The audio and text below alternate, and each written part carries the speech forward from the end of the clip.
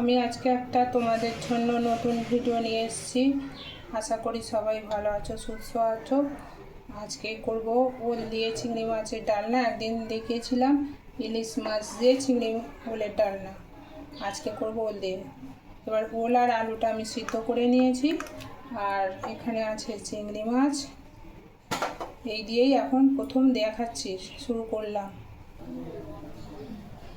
Gas জেলে দিয়েছি আর দেবো আমি সর্ষের তেল। রান্নাটা আমি সর্ষের তেলে করব।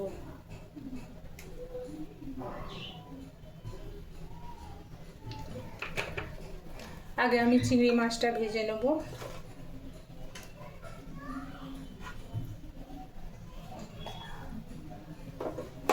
আমার যে নতুন বন্ধুরা দেখছো, তোমাদের যদি ভালো লাগে অবশ্যই তোমরা একটু আমার চ্যানেলটা সাবস্ক্রাইব করো, বেল আইকনটা অন করে দিও আর পাশে থেকো। আর রান্নাটা পুরো ভালো লাগলে কমেন্ট করো। আর নতুন বন্ধুরা তো থাকবেই, আর পুরানো বন্ধুরা তো আমার সাথেই আছে। তেলটা আমার গরম হয়ে গেছে, আমি এবার দিয়ে দেবো চিংড়ি মাছগুলো।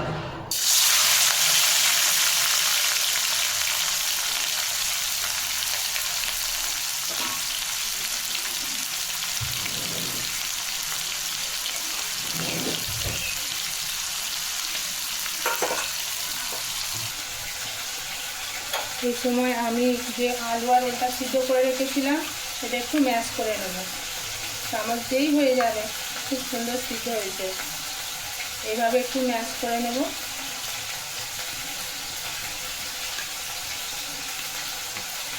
এটা ম্যাশ করে নিয়ে আর ফিরে আসছে।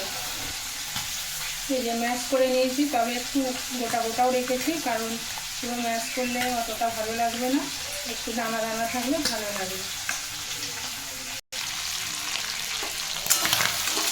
চিংড়ি মাছ এখানে আমার ভাজা হয়ে গেছে, এটা আমি তুলে নেব।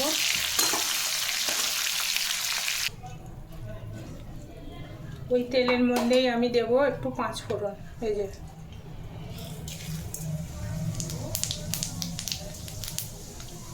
আমি বেশি মশলা দিয়ে রান্না করব না, কারণ এটা আমার মায়ের হাতের রান্না। আমার মা এভাবেই রান্না করতো। তখনকার মানুষ বেশি মশলা দিয়ে রান্না করতো না, কিন্তু খুব সুন্দর টেস্টি হতো। সেইভাবেই আমি করার চেষ্টা করছি। হয়তো মায়ের মতো হবে না। আর এই যে লঙ্কা গুঁড়ো আর হলুদ গুঁড়ো নিয়েছি, এটাকে আমি একটু গুলিয়ে নিচ্ছি, নাহলে দিলে কড়াতে চুঁয়ে যেতে পারে।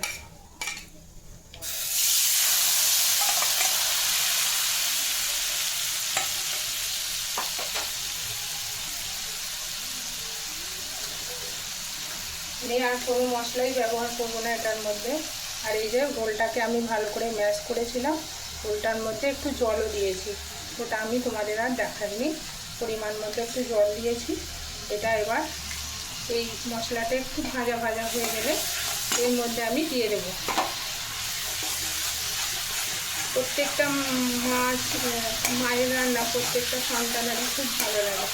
আমারও মায়ের রান্না আমার ভালো লাগে, কিন্তু মা এখন তো বয়স হয়ে গেছে, মা রান্না করতে পারে না।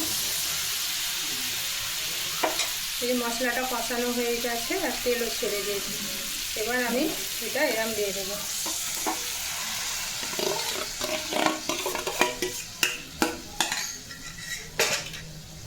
দিয়ে এটাকে একটু ভালো করে নাড়িয়ে নেব।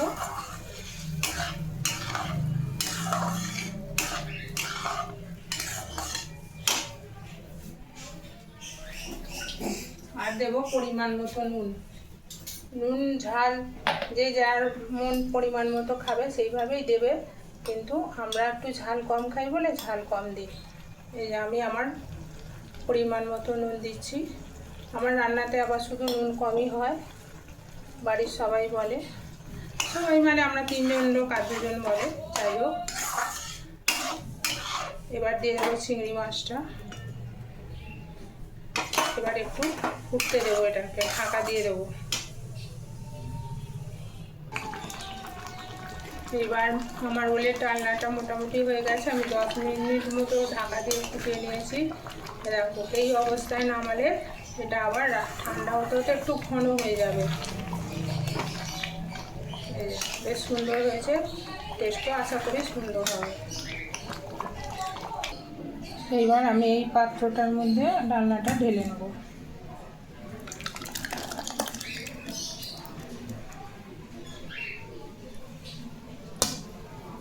খুব সুন্দর দেখতে হয়েছে, টেস্টও সুন্দর হবে।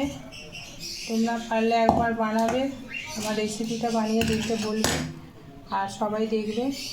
আর এখানেই আমার রেসিপিটা শেষ করছি। আশা করি সবার ভালো লাগলো। আর আমার নতুন বন্ধুরা একটু সাবস্ক্রাইব করে পাশে থাকবে। আর সবাইকে অনেক ভালোবাসা। আমার এই ভিডিওটা এখানেই শেষ করছি, আবার নিয়ে আসবো নতুন কোনো ভিডিও।